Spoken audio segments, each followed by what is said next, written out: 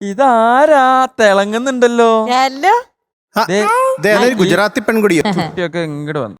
ഓ, ആ സാധനം സൈഡിലോട്ട് ഇറങ്ങിപ്പോയി. ഡെയിന് കൃത്യമായിട്ട് അറിയാൻ കേട്ടോ. ഇതൊക്കെ എങ്ങനെ പഠിച്ചു ഡെയിൻ?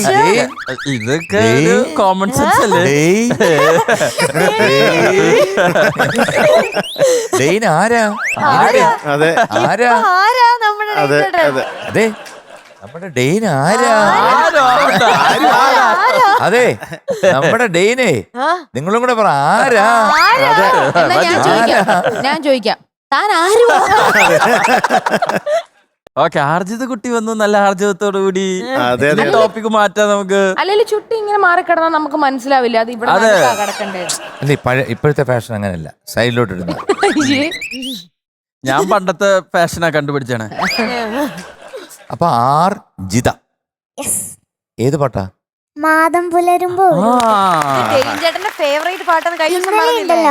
ഇന്നലെ എന്റെ റൂമിന്റെ അടുത്തുള്ള എന്റെ ഫ്രണ്ടാ അലീന പീറ്റർ.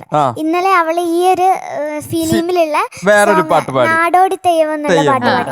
അപ്പൊ അവൾ എന്നോട് വന്നിട്ട് പറയാ, ഡേഞ്ചാറ്റിന് ഇഷ്ടപ്പെട്ട പാട്ടാ നീ നാളെ പാടുന്നത്.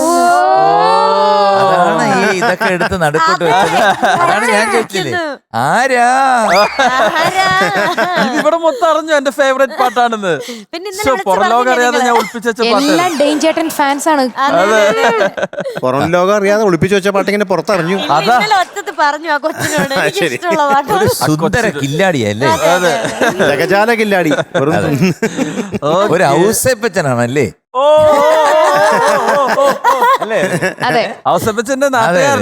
ഒരു ബിച്ചു തിരുമലയാണല്ലേ?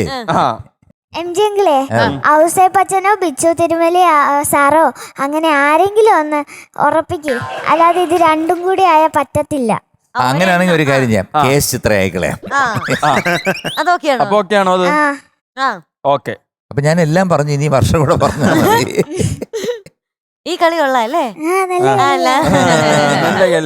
ഇനി വർഷം പറഞ്ഞോ എന്നാ. അയ്യോ, വർഷേ ഞാൻ പഠിച്ചതിലില്ലെന്ന്.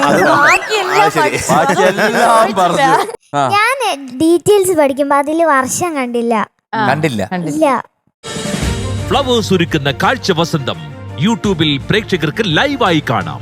ഫ്ലവേഴ്സ് കോമഡിയിൽ ജോയിൻ ചെയ്യൂ, ആസ്വദിക്കൂ.